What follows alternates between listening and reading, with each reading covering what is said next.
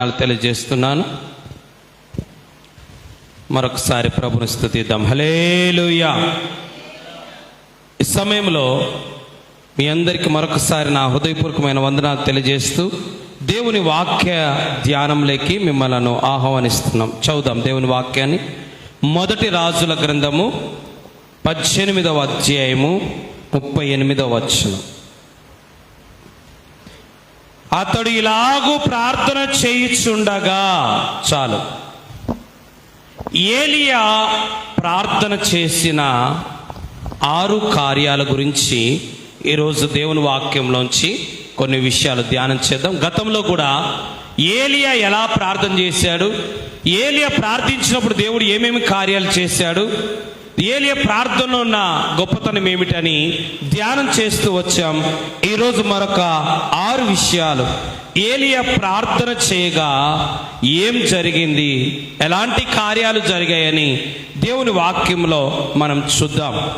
ఏలియా ప్రార్థన చేసినప్పుడు జరిగిన కార్యాలు 6 కార్యాలు, లేదా ఏలియా ప్రార్థించినప్పుడు ఏమైందో దేవుని వాక్యం చూద్దాం. అందుకే నేను ఎప్పుడు తెలియజేస్తుంటున్నాను, ప్రార్థన ఈ లోకములో నిజమైన క్రైస్తవుడు క్రైస్తవురాలకు ప్రార్థనకు ఎక్కువ ప్రాధాన్యత ఇవ్వాల, ప్రార్థనకు ఎక్కువగా కూడుకోవాల, ప్రార్థన కార్యక్రమాలలో ఎక్కువగా మనము పాల్గొనాలి. ఎందుకంటే వ్యక్తిగత ప్రార్థన కంటే, కుటుంబ ప్రార్థన కంటే సంఘ ప్రార్థన చాలా గొప్పది. చెప్పండి, ఏ ప్రార్థన గొప్పది? వ్యక్తిగత ప్రార్థన, నువ్వు ఒక్కనివి చేసుకునే ప్రార్థన గొప్పదే, కుటుంబంతో చేసే ప్రార్థన గొప్పదే, కానీ సంఘముతో కలిసి చేసే ప్రార్థన చాలా గొప్పది, చాలా శక్తివంతమైనది, చాలా ప్రభావితమైనది. కనుక ఈ విధంగా మనం సంఘముగా కూడుకోవడానికి దేవుడు సాయం చేశాడు. మంచిది. చదువు మరొకసారి. ఏలియా ప్రార్థన చేసిన 6 కార్యాలు.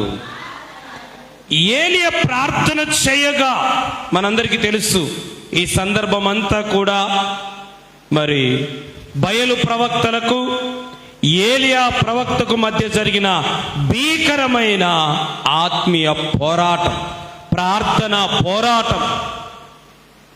ఇశ్రాయేలు ప్రజలు 2 తలంపుల మధ్యలో తలబడుతున్నప్పుడు రోషము కలిగి, భారము కలిగి, బాధ్యత కలిగి, భక్తి కలిగి ఏలియా ప్రార్థన చేశాడు. ప్రార్థన అందరూ చేస్తారు, కానీ భారము కలిగి, భక్తి కలిగి, బాధ్యత కలిగి ప్రార్థన చేయాలి.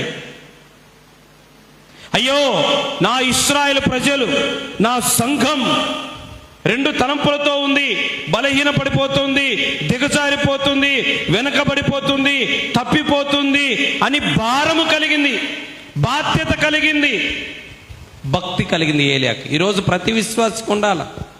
మా సంఘములో అనేక మంది 2 తలంపులతో ఉన్నారు, బలహీన పడుతున్నారు, దిగజారిపోతున్నారు, తప్పిపోతున్నారు, తడబడుతున్నారు, తల్లడిల్లుతున్నారు. వారి కొరకు నేను ప్రార్థించాలా, నేను ఉపవాసం ఉండాలా, నేను మొరపట్టాలా అని బాధ్యత ఈరోజు సంఘాలలో లేకపోవడం చాలా విచారకరమైన విషయం.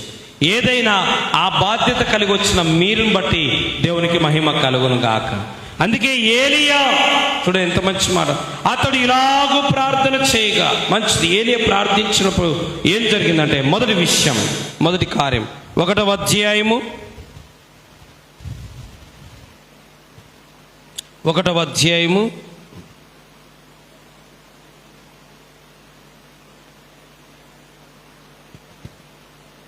24వ వచనం. 18:24.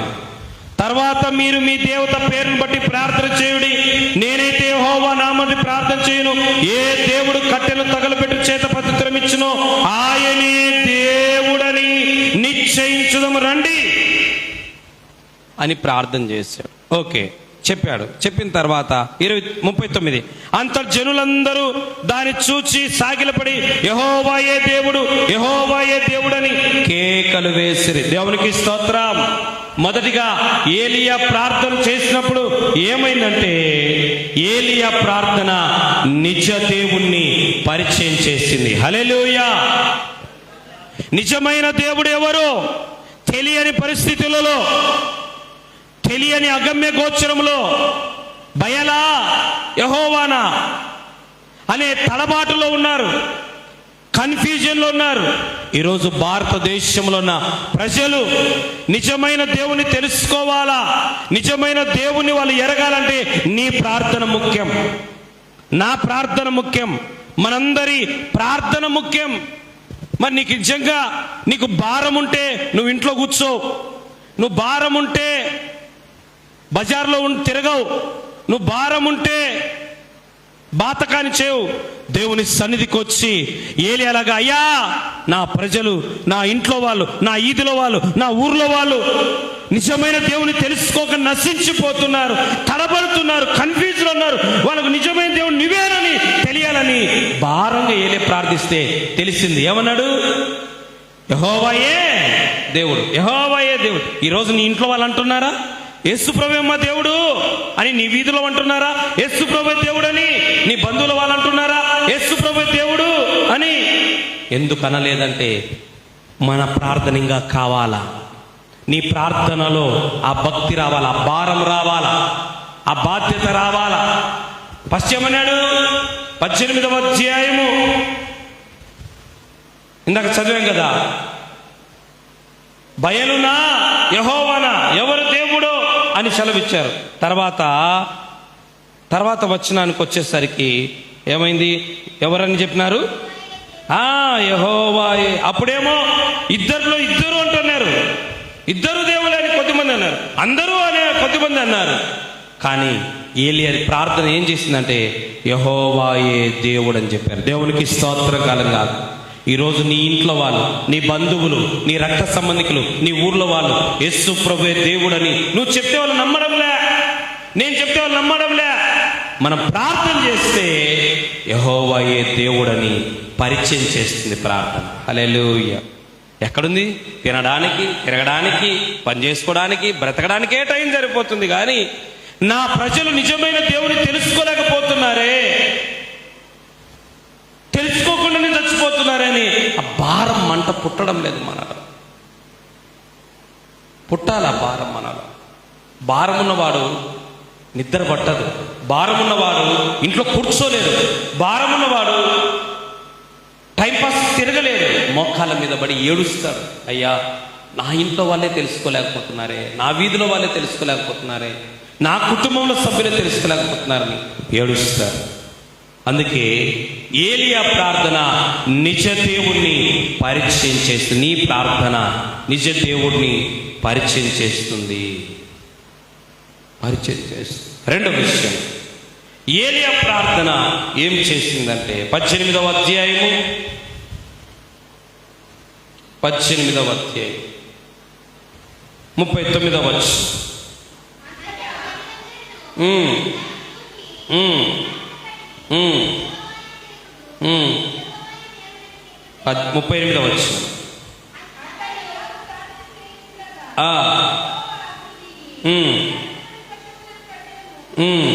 చాలు. రెండవదిగా ఏలియా ప్రార్థన దేవుని శక్తిని పరిచయం చేసి,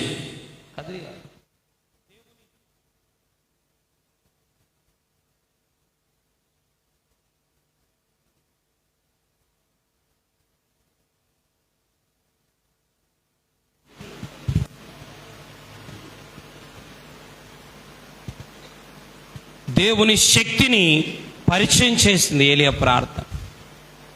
ఏంటి? ఎంత శక్తిని పరిచయం చేసింది? నీళ్ళు, మాంసము, అన్ని రాళ్ళు కూడా ఏమైపోయినాయి? కాలిపోయినాయి. వాళ్ళకి అర్థం కాలే. నీళ్లు కాలిపోవడం ఏంది, రాళ్ళు కాలిపోవడం ఏంది, మాంసము కాలిపోవడం ఏంది? ఏం లేకుండా? నిప్పు లేకుండా. ఏం లేకుండా? నిప్పు లేకుండా. పైనుంచిన నిప్పు, పైనుంచి దేవుని శక్తి దిగి వచ్చింది. ఏలియా ప్రార్థన దేవుని శక్తిని పరిచయం చేసింది. మానవ శక్తి కంటే, అధికార శక్తి కంటే, దయ్యముల శక్తి కంటే దేవుని శక్తి చాలా గొప్పదని ఏలియా ప్రార్థన పరిచయం చేసింది. ఈరోజు నువ్వు నా ప్రార్థన, మన ప్రార్థన మానవ శక్తి కంటే, రాజకీయ శక్తి కంటే, ప్రకృతి శక్తి కంటే, దయ్యముల శక్తి కంటే దేవుని శక్తి గొప్పదని నీ ప్రార్థన పరిచయం చేస్తుంది. దేవుడు యేసుప్రభు గొప్పడంటే ప్రజలకు నమ్మరు. ఆ దేవుని శక్తి వాళ్ళు కనులారా చూసినప్పుడు, ఆ దేవుని శక్తి గురించి వాళ్ళు తెలుసుకున్నప్పుడు వాళ్ళు నమ్ముతారు. హల్లెలూయా. అందుకే ఏలియా ప్రార్థన ఒకటి దేవుని పరిచయం చేసింది, రెండవది దేవుని యొక్క శక్తిని పరిచయం చేసింది. ఈరోజు ఆ దేవుని శక్తిని పరిచయం చేయాల్సిన బాధ్యత నీదే. దేవుడు ఎంత శక్తి గలవాడో పాటలు పాడుతున్నాం, దేవుడు ఎంత శక్తి గలవాడో వాక్యం చెప్తున్నాం, దేవుడు ఎంత శక్తి గలవాడో సాక్ష్యం చెప్తున్నాం. అయినా ప్రజలు కదలడం లేదు, కుటుంబాలు మారడం లేదు, ప్రజలు మారడం లేదు, గ్రామాలు మారడం లేదు. ఎప్పుడు మారుతారంటే దేవుని శక్తిని వాళ్ళ జీవితాల్లో చూచినప్పుడు, దేవుని శక్తిని వాళ్ళ జీవితాలలో అనుభవించినప్పుడు నిజమే దేవుడు శక్తి గలవాడని వారు గుర్తిస్తారు. అందుకే యెహోవాయే దేవుడు, యెహోవాయే దేవుడిని కేకలేస్తారు. అపోస్తలుల కార్యాలు 2వ అధ్యాయం చూస్తే, 3వ అధ్యాయం చూస్తే 3,000 మంది ఒకేసారి బాప్తిస్మం తీసుకున్నారు. ఎంతమంది? ఏం చూసి? ఎప్పుడైతే వారు మేడగదిలో 10 రోజుల నుంచి ప్రార్థన చేస్తున్నారో దేవుని శక్తి వారి మీదకి దిగి వస్తుంది. ఆ శక్తి కలిగిన వాక్యం చెప్తుండగానే హృదయాలు మారిపోయాయి, జీవితాలు మారిపోయాయి, బ్రతుకులు మారిపోయాయి. యేసు ప్రభు దేవుడు అని, ఆయన శక్తి కలిగిన దేవుడు అని ప్రజలు తెలుసుకోగలిగారు. దేనివల్ల? పై ప్రార్థనలు కాదు, 10 రోజుల ఉపవాస మేడగది ప్రార్థన. కనుక నీ ఇంట్లో వాళ్ళకు దేవుని శక్తి గురించి నువ్వు చెప్తే వాళ్ళకి అర్థం కాదు, పిచ్చి మాటలు అంటారు మనల్ని. కానీ వాళ్ళకి అర్థం కావాలి దేవుని శక్తి అంటే నువ్వు ప్రార్థన చేయాలి. తెలుసా, ఇశ్రాయేలు ప్రజల జీవితంలో దేవుడు అద్భుత శక్తిని చూపించినప్పుడు అన్యజనులు గుండెలంట అవిసిపోయినాయంట. ఓయమ్మో, వాళ్ళ దేవుడు శక్తి కలిగిన వాడని అన్యులు ఆశ్చర్య. రాహాబ్ అంటది, అమ్మో మీ దేవుడు చేసిన కార్యాలు విని మా గుండెలు అవిసిపోయినాయి అంటారు. ఎగతాళి చేసేవాళ్ళు, ఏలెత్తి చూపించేవాళ్ళు, అపహాస్యం చేసేవాళ్ళు, మూర్ఖంగా మాట్లాడేవారు ఎప్పుడు నోర్లు మూస్తారో తెలుసా? దేవుని శక్తి నీ జీవితంలో, నీ కుటుంబంలో, నీ పరిస్థితిలో దిగి వచ్చినప్పుడు. 3వ విషయం, ఏలియా ప్రార్థన ఏం చేసిందంటే 38వ వచనం, 18వ అధ్యాయం 24 చదవండి ఫస్ట్, మళ్ళా 18.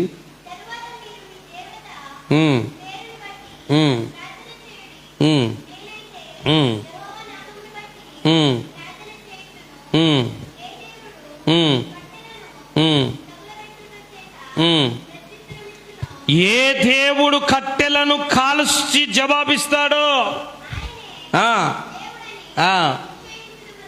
చాలు. 38వ వచనం.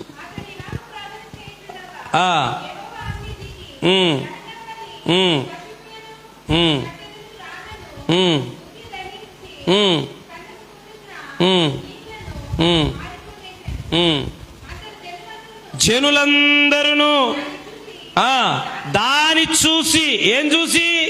దేవుని శక్తిని చూసి, దేవుని మహిమను చూసి. ఈరోజు మన జీవితాల్లో, మన కుటుంబాలలో దేవుని శక్తి, దేవుని మహిమ ప్రజలు చూడాలి. ఎగతాళి చేసే నోర్లు మూస్తారు, పేర్లు పెట్టే నోర్లు మూస్తారు. దేవుని శక్తిని వాళ్ళు చూడాలి. చాలు. 3వదిగా ఏలియా ప్రార్థన బయలు ఒట్టిదని తెలియజేసింది. విగ్రహములు ఒట్టివి, శక్తి లేనివి, బలము లేనివి, జీవము లేనివి అని ఏలియా చెప్పలే, ప్రార్థన తెలియదు. ఈరోజు విగ్రహారాధన చేసే వారిలోను విగ్రహాలు తప్పు, విగ్రహారాధన తప్పు అంటే వాళ్ళు నొచ్చుకుంటారు, వాళ్ళు బాధపడతారు, తిరిగి మన మీద దాడి చేస్తారు. కానీ దేవుని ప్రార్థన ద్వారానే అది నిరూపించబడుతుంది. హల్లెలూయా. అందుకే ఏమన్నాడు, ఎవరైతే నీళ్ళను కట్టెలు కాలుస్తారో వాళ్ళే దేవుడని తెలుసుకోండి అన్నాడు.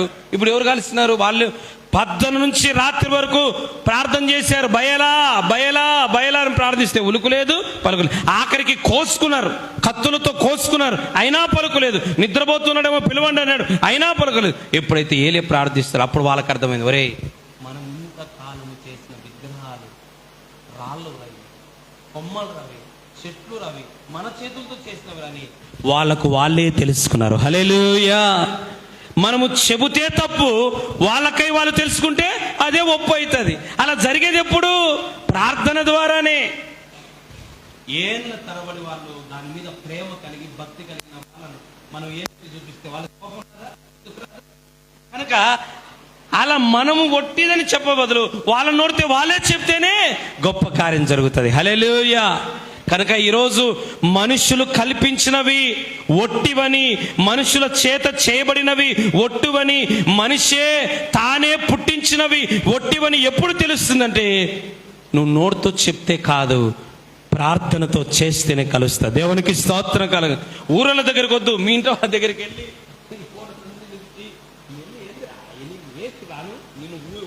పన్ను 36 ఊడగొట్టుతారు. కానీ అదే వాళ్ళ చేతులతోనే వేస్తని తీసేస్తే అదే గొప్ప కార్యం అంటే. హల్లెలూయా. అది ఎప్పుడు జరుగుతుందో తెలుసా? మన ప్రార్థన, మన కన్నీటి ప్రార్థన, మన ఉపవాస ప్రార్థన. మన ఉపవాస ప్రార్థన చూడండి, అట్లా జరిగిందో లేదో. ఆది సంఘం ప్రార్థన చేసినప్పుడు ఏం జరిగిందో తెలుసా?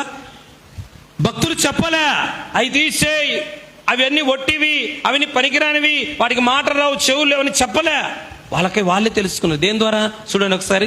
అపోస్తుల కార్యాలు 19వ అధ్యాయము 19వ వచనం. అపోస్తుల కార్యాలు 19:19.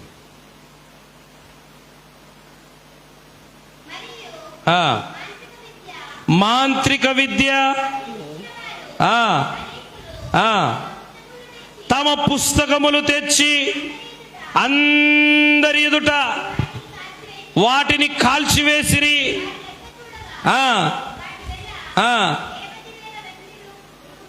అప్పుడే అంత వేల రూపాయల పుస్తకాలు, విగ్రహాలన్నీ తెచ్చి వాళ్ళకై వాళ్ళు ఏం చేశారంట? కాల్చేశారు. ఎందుకంటే దేవుని శక్తికి, దేవుని మహిమను నిజ దేవుని వాళ్ళు తెలుసుకున్నారు. ఈరోజు ఎలా నీ ఇంట్లో వాళ్ళు, నీ వీధిలో వాళ్ళు, నీ బంధువులు ఎట్లా జరుగుతుంది ఇది? ఎప్పుడు వారు చేసేది తప్పు అని తెలుసుకుంటారు. వాళ్ళు చేసేది తప్పు, అది నిష్ప్రయోజనము, దానివల్ల ప్రయోజనం లేదు, దానివల్ల రక్షణ లేదు, దానివల్ల పరలోకం లేదు, దానివల్ల ఆశీర్వాదం లేదు, దానివల్ల ఆత్మీయత లేదు, శాంతి లేదని ఎప్పుడు తెలుసుకుంటారంటే నీ మోకాళ్ళ ప్రార్థన ద్వారా. నా మోకాళ్ళ ప్రార్థన ద్వారా అది మానవ కల్పితమైనవని, మానవుడు సృష్టించుకున్నవని తెలుస్తుంది. కానీ అందుకే మనం ఏ మతమును కానీ, ఏ కులమును కానీ, ఏ దైవమని పిలువబడుతున్న వారిని కానీ మనం దూషించాల్సిన అవసరము లేదు. మానవుడు తను తానే తెలుసుకునేది ఎప్పుడంటే నీ ప్రార్థన ద్వారా తెలుసుకుంటాడు. నాలుగో విషయం 18వ అధ్యాయం మొదటి రాజుల గ్రంథము 18వ అధ్యాయము 22వ వచనం.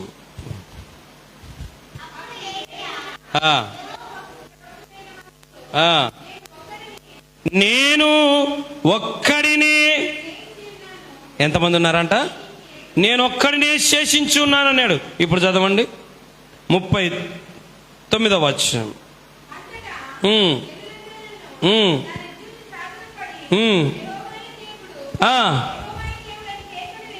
19వ అధ్యాయం 18వ వచనం చదవండి. అయినను ఇశ్రాయేలు వారిలో బయలునకు మోకాళ్ళని నోటితో అని ముద్దు పెట్టుకొని 7,000 మంది నాకు ఇంకా మిగిలి ఉందురు. ఏలియాతో చెప్తున్నాడు, ఏలియా నువ్వొక్కడివే అనుకుంటున్నావు, నీకు తెలియకుండా ఇంకా ఎంతమంది ఉన్నారంట? 7. ఏలి ఏమనుకున్నాడంటే నేనొక్కనే ప్రవక్తను, నేను తప్ప ఎవరు లేరు అనుకుంటున్నాడు. కానీ ఎప్పుడైతే ప్రార్థన జరిగిన తర్వాత ఏం జరిగిందో తెలుసా? 4వదిగా రహస్య విశ్వాసులు బయటకు వచ్చినారు. హల్లెలూయా! రహస్య ప్రవక్తలు బయటకు వచ్చినారు. మనం కూడా అనుకుంటుంటాం, మీకు తెలుసా మీ ఊర్లో మీరే కాదు, దొంగ విశ్వాసులు చాలా మంది, ఎవరికి తెలియకుండా ప్రార్థన చేసుకునే వాళ్ళు మీ ఊర్లో చాలా మంది ఉంటారు. ఎవరికి తెలియకుండా కడపకు, ఆయా ప్రాంతాలకు, ఇక్కడ పోతే ఊర్లో వాళ్ళు చూస్తారు, ఇంట్లో వాళ్ళు చూస్తారని గుత్తికో లేకపోతే బెల్లంపల్లెకో లేకపోతే హైదరాబాద్కో అక్కడిక్కడికి పోయే వాళ్ళు చాలా మంది రహస్య క్రైస్తవులు ఉంటారు. మన పక్కింట్లోనే ఉంటారు, కానీ క్రైస్తవులు మనకే తెలియదు. మీకు విషయం తెలుసా? 4వదిగా ఏలియా ప్రార్థన రహస్య విశ్వాసులను పరిచయం చేసింది. హల్లెలూయా! రహస్య విశ్వాసులు బయటికి తీసుకొచ్చారు. ఎంతకాలం మూసి భక్తి చేస్తాం, ఎంతకాలం ఒకరికి భయపడతా భక్తి చేస్తాం, ఎంతకాలం ఒక మూసి పెట్టుకొని భక్తి చేస్తాం, తాడో పేడో తెలుసుకుందాం, మేము కూడా దేవుని బిడ్డలమే క్రైస్తులని బయటకు వచ్చినారు. దేవునికి స్తోత్రం కలంగా. ఆ ధైర్యం ఎవరు ఇచ్చినారో తెలుసా? ప్రార్థన. బయటికి తీసుకొచ్చింది ప్రార్థన. ఎంత గొప్ప విషయం, ఎంత గొప్ప విషయమో చూడండి. ఈరోజు అలాంటి రహస్యమైన క్రైస్తవులను, రహస్యమైన భక్తులను, రహస్యమైన విశ్వాసులను నీ ప్రార్థన ద్వారా త్యాగముతో, ధైర్యముతో బయటికి తీసుకొచ్చి మేమందరం దేవుని బిడ్డలమని చెప్పుకునే దినాలు ఈ రోజులలో. ఆ రహస్యంగా ఉన్న బయటికి తీసుకురాగలిగింది మన ప్రార్థన అనేది మనము మర్చిపోకూడదు.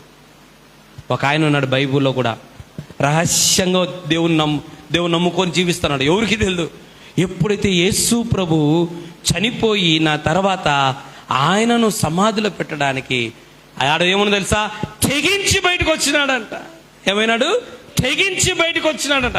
అయ్యా, నా సమాధిలో, నా కోసం తవ్వుకున్న సమాధిలో యేసు ప్రభు నేను తీసుకొని పోతానయ్యా. అంతవరకు తెలియదు ఆయన క్రైస్తవుడని, అంతవరకు తెలియదు ఆయన యేసు ప్రభు భక్తుడని, యేసు ప్రభును వెంబడించేవాడని అంతవరకు తెలియదు. ఎప్పుడు బయటకు వచ్చిందో తెలుసా? ఎప్పుడైతే యేసు ప్రభు కార్యము జరిగిందో అప్పుడు బయటకు వచ్చింది. దేవునికి స్తోత్రం కలుగును గాక. కనుక మన జీవితాల్లో కూడా ఈరోజు భారతదేశంలో క్రైస్తవ సంఖ్య, ఆంధ్రప్రదేశ్లో క్రైస్తవుల సంఖ్య 2% అని, 4% అని, తక్కువ మంది అని చూపిస్తున్నారు. కానీ ఎప్పుడైతే నీవు, నేను, మనందరము, ఎవరు ఆ రహస్య విశ్వాసం? ఎవరు తెలియదా బైబిల్లో? అరిమతయ యోసేపు. అరిమతయ యోసేపు రహస్య క్రైస్తవుడుగా ఉన్నాడు. ఎప్పుడైతే యేసు ప్రభు మరణ శక్తి బయటకు వచ్చిందో అప్పుడు బయటకు వచ్చాడు. దేవునికి స్తోత్రం కలంగా. నీ ప్రార్థన నీ ఇంట్లో నీకు తెలియకుండా, నీ ప్రార్థన నీ ఇంట్లో నీ బంధువులకు నీకు తెలియకుండా, నీ ప్రార్థన నీ ఇంట్లో నీ ఊర్లో ఉన్న రహస్య క్రైస్తవులను, రహస్య భక్తులను బయటికి తీసుకొని వస్తుంది, వెలికి తీసుకొని వస్తుంది. 5వదిగా 18వ అధ్యాయం 1 రాజుల గ్రంథము 18వ అధ్యాయం 21వ వచనం.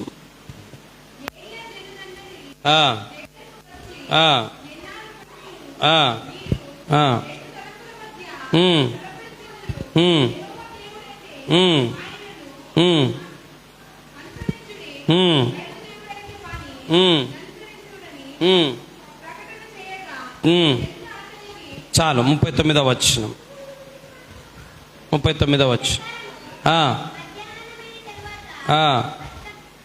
18వ అధ్యాయం 39వ వచనం.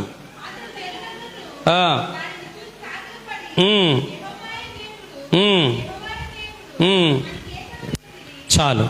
అంతవరకు తిరిగి పాత జీవితంలోకి వెళ్ళిపోయిన వారు, పడిపోయిన జీవితాలు ఉన్నవారు, లోకంలోకి వెళ్ళిపోయిన వాళ్ళు ఏలియా ఎప్పుడైతే ప్రార్థన చేశారో తిరిగి 5వదిగా గర్వాపాస్తిని పరిచయం చేసినాడు. హల్లెలూయా! పడిపోయిన విశ్వాసును తిరిగి లేపినాడు. రే, ఎంత కాలం రా, ఒకప్పుడు ఎంత బాగా ప్రార్థన చేసేవారు, ఒకప్పుడు చర్చికి ఎంత బాగా వచ్చేవాళ్ళు, ఇప్పుడు ఏంది అన్ని చేస్తున్నారు మీరు అని మండి భారంతో ఏలే ప్రార్థిస్తే మళ్ళీ అందరూ ఏమంటున్నారు? అప్పుడేమన్నారు? బయలు దేవుడే, యెహోవా కూడా దేవుడే. రే, నాకు ఇష్టం ఆదివారం చర్చికి పోతారా, శుక్రవారం మసీదుకి పోతారా, వేస్తారాము సాయిబాబా గుడికి పోతారా అనేవాడు. వీడు ఎప్పుడు ఒకప్పుడు యేసుప్రభు ఒక్కడే అనేవాడు. మళ్ళా లోకము లోకాశలు సాతాను వల్ల పడిపోయి ఏమైపోయిన లోకంలో పడిపోయినాడు. అయితే ఎప్పుడైతే ఏలియా ప్రార్థిత నో నో నో నో యెహోవాయే, ఏలియా ప్రార్థన ఏం చేసింది తెలుసా? 5వదిగా ఏలియా ప్రార్థన ఏం చేసిందంటే పడిపోయిన జీవితాలను తిరిగి కట్టింది. పడిపోయిన భక్తి జీవితాలను తిరిగి కట్టింది. ఈరోజు ఒకప్పుడు చర్చికి ఎంతమంది వచ్చేవాళ్ళు ఈరోజు తిరిగి లోకంలో కలిసిపోయినారు. ఎంతమంది వచ్చేవాళ్ళు తిరిగి సాతానులో కలిసిపోయారు. ఎంతమందికి వచ్చేవాళ్ళు తిరిగి లోక ఆశలో పడిపోయినారు. ఏమ్మా చర్చికి రాలంటే, ఏమ్మా ప్రార్థనకు రావడం లేదంటే ఎన్ని కారణాలు చెప్తారు. కారణము ఆ కారణాలని సాతాను వాళ్ళలో కల్పించినవి. అవన్నీ సాతాను వాళ్ళలో కల్పించినవి. గుర్తుపెట్టుకొని, ఒక వ్యక్తి ప్రార్థనకు రాలేకపోతున్నాడంటే కారణం ఏదన్నా కావచ్చు, అది సాతాను క్రియే. ప్రార్థనకు దూరం చేసేది సాతానే నిన్ను. నువ్వు అనొచ్చు వాళ్ళు కారణం వీళ్ళు కారణం అందుకనే రాలేకపోతున్నా, ఎంత డూప్లికేట్. నీలో సాతాను పనిచేసినప్పుడే నువ్వు ప్రార్థనకు మోకాళ్ళు వంగలేవు. నీలో సాతాను పనిచేసినప్పుడే నువ్వు ప్రార్థనకు రాలేవు. నీలో సాతాను పనిచేసినప్పుడే ప్రార్థనకు పోయే వాళ్ళని కూడా నువ్వు ఆటంకపరుస్తావు అంట. అందుకే ఏలియా ప్రార్థన ఏం చేసిందంటే, ఇశ్రాయేలు నిజ దేవుని తెలిసిన వాళ్ళు తిరిగి బయలుకు మొక్కుతుంటే ఎంత బాధ ఉంటుంది. అలాంటి వాళ్ళను తిరిగి వాళ్ళ జీవితాలను కట్టాడు. పడిపోయిన విశ్వాసులను, పడిపోయిన జీవితాలను, పడిపోయిన ఆత్మీయులను తిరిగి ఏలియా ప్రార్థన కట్టింది. ఈరోజు నీవు కూడా ఒకప్పుడు దేవునిలో బాగా ఉండి, ఒకప్పుడు సేవలో బాగుండి, ఒకప్పుడు సంఘంలో బాగుండి, ఇప్పుడు బలహీనమైపోయినారు, ఇప్పుడు తప్పిపోయినారు, ఇప్పుడు పడిపోయినారు, ఇప్పుడు లోకంలో కలిసిపోయినారు, ఖాళీగా తిరుగుతున్నారు. వాళ్ళు తిరిగి దేవుళ్ళు నిలబడాలంటే నీ ప్రార్థనే. హల్లెలూయా. ప్రార్థన, ఏలియా ప్రార్థన తిరిగి ఆత్మీయులను నిలబెట్టింది. చివరి మాట చెప్పుకొని ముగించుకుందాం. 6వదిగా 18వ అధ్యాయము 38:39.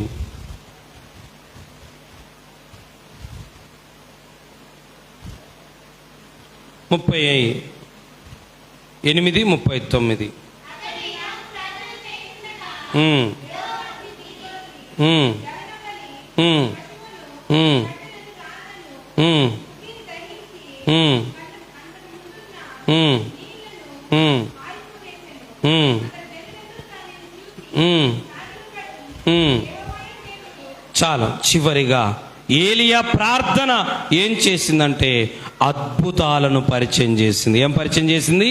అద్భుతాలు. ఏం అద్భుతము?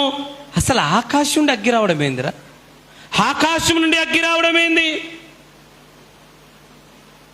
పశువు కాలిపోవడం ఏంది? కట్టెలు కాలిపోవడం ఏంది? రాళ్ళు బుగ్గి కావడం ఏంది? నీళ్లు ఏంది? చెమ్ము నీళ్లు కాదు, కందకములో ఉన్న నీళ్ళన్నీ ఆరిపోవడం ఏంది? ఇది అద్భుతము. దేవునికి స్తోత్రం కలంగా. ఎట్లా మారిపోయినాడు రైతాడు? నా పరిస్థితి ఎట్లా మారి, నా కుటుంబం ఎట్లా మారింది, నా పరిస్థితులు ఎట్లా మారుతాయి? అయ్యే అద్భుతము. నువ్వు నమ్మలేని కార్యాలు, నువ్వు ఎదురు చూడని కార్యాలు, ఇతరులు కూడా అర్థం కాని కార్యాలు ఎప్పుడు జరుగుతాయి తెలుసా? ఏలియాలాగా ప్రార్థన చేయాలి. రోషముతో, భారముతో, మంటతో. ఏదో చేశాము, మోకరించాము, కన్ను మూసుకున్నాం, ఆమె అని చెప్పినాం, పోయినాం అని కాదు. ఈరోజు ఎందుకు అద్భుతాలు జరగడం లేదు విశ్వాసులలో? ఎందుకు అద్భుతాలు జరగడం లేదు కుటుంబాలలో?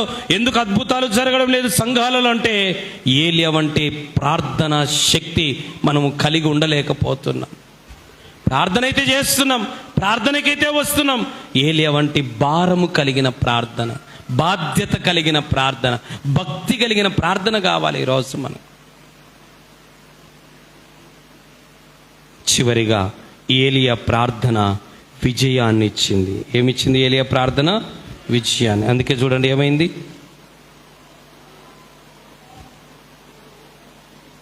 40. అప్పుడు ఏలియా ఒకరినైనా తప్పించుపోనేక బయలు ప్రవక్తను పట్టుకొనని వారికి ఆజ్ఞ సెలవీయగా జనులు వారిని పట్టుకొని ఏలియా కీషోను వాగు దగ్గర వారిని కొనిపోయి అక్కడ వారిని వధించెను. చివరిగా ఏలియా ప్రార్థన పరిష్కారాన్ని చూపింది. ఏం చూపించింది? లేదంటే విజయమునిచ్చింది.